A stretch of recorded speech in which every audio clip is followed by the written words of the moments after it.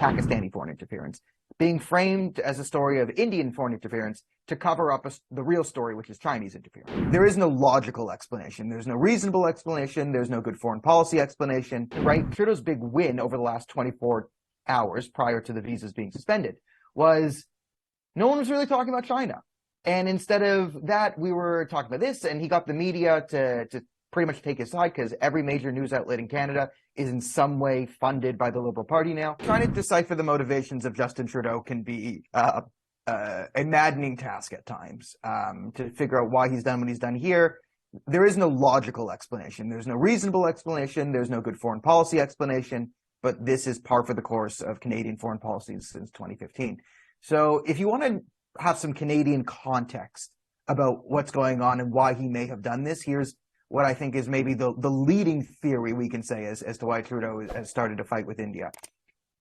You know, in Canada, we have this big spectre of foreign interference from China. That's the major scandal right now. It's Justin Trudeau's Liberal Party was getting help from the CCP at different points in elections. And how much did they know? How much did they not know? There was a kidnapped 2 diplomats, the 2 Michaels, and how were there Liberals doing back channel deals with the CCP to help keep them in jail? It's a whole big thing that we need an investigation into.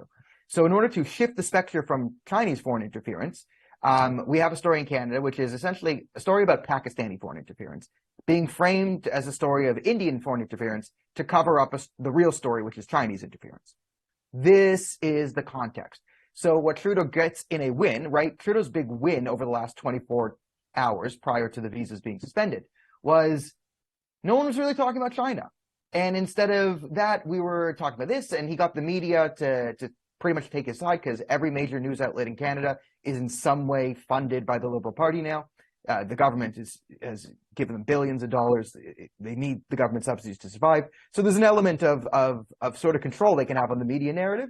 So they're able to spin it, and they're able to say that people who are criticizing Trudeau, the Conservatives, are actually not in favor of fighting interference. It's the Liberals that are fighting interference. See, they kicked out a diplomat because there was a big thing. They wouldn't kick out a Chinese diplomat. We had evidence he was threatening the family of a sitting MP. He wouldn't kick that diplomat out for over a week. We had to force him to kick him out. So now he's kicking out a diplomat willy-nilly to sort of muddy the waters and gaslight the country to say, look, I'm so strong on foreign interference. I kicked out a diplomat, and now the people who are criticizing me, they're not strong on foreign interference. So it's sort of a conflation of a lot of Canadian foreign policy issues have been jumbled up by the Liberals in the media internally in Canada and sold out to Canadians.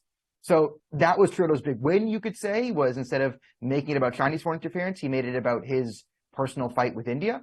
But again, this is blown up in his face because it's not like the Indian government was just going to sit there and do nothing. They actually pushed back against Trudeau, and now he's dealing with the consequences. It's 9 a.m. in the morning Eastern Standard Time here, so Canada's sort of just waking up. The major news outlets are cranking this story out, and this is a story that's gonna upset a lot of Canadians. A lot of Canadians are going to be very upset about what has happened.